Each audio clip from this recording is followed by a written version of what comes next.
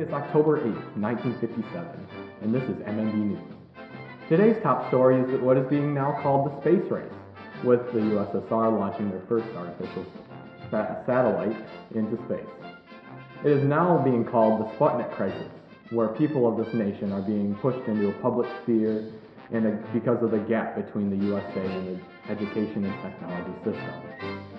President Eisenhower met with his Secretary Quarles yesterday, which stressed the need of using cutting-edge technology to further our development in this country.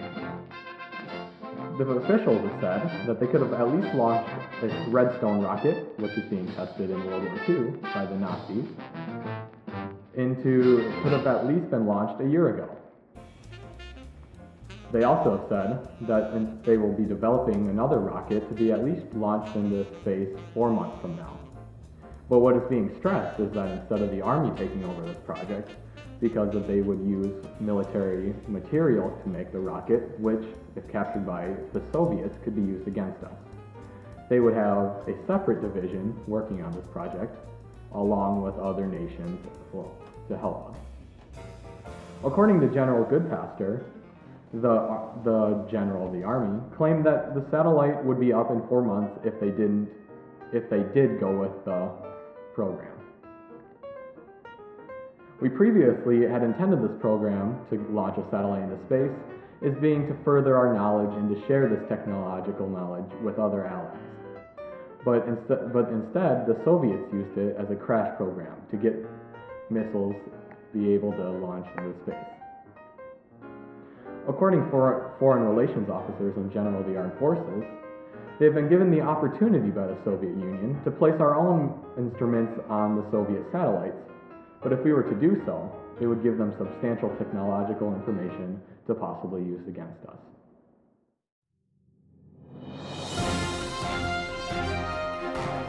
Today is May 26, 1961. President Kennedy said that he realizes the need to restore America's confidence by saying that he intended not to merely match the Soviets, but surpass them in the space race.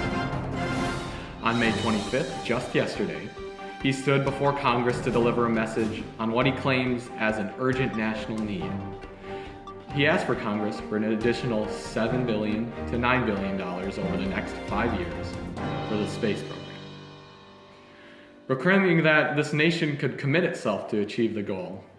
Before this decade is out of landing a man on the moon, and before returning him safely to Earth, President Kennedy settled upon this dramatic goal before the end of the decade. Skeptics among Congress and the nation's people question the ability of the National Aeronautics and Space Administration, which is now being called NASA, which was created a few months after Sputnik was launched in October of 1957. To meet this president's timetable, we claim that within the year, Alan Shepard and Gus Grissom are planned to become the first Americans in space, though it is months behind the Soviet astronaut Yuri Gagarin, which was the first man in space and also one of the first to spacewalk.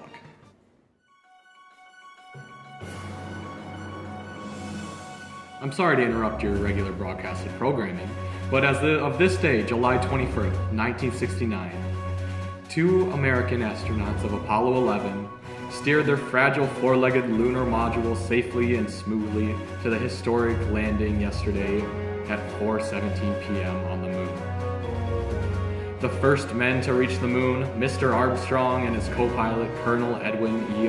Aldrin Jr. of the Air Force, brought their ship to rest on a level, rock-strewn plain near the southwestern shore of the arid Sea of Tranquility. About 6.5 hours later, Mr. Armstrong opened the landing craft's hatch, stepped slowly down the ladder, and declared as he planted the first human footman on the lunar crust and later planted the American flag on the moon that ushered these words to forever be remembered in history: "One small step for man and one giant leap for mankind." This would then bring a conclusion to this so-called space race. Even though we lacked in the beginning years, we ended up winning in the end, if it is called a win. Now that we both can reach nuclears and missiles everywhere around in the world, is it truly a historical sight? or is it a beginning of a new nuclear war? Though tensions have began to ease with a Soviet USA mission of the Soyuz craft, which is where a satellite and a Soviet spacecraft were able to dock together and shake hands in space for the first time. This is truly a new age for space.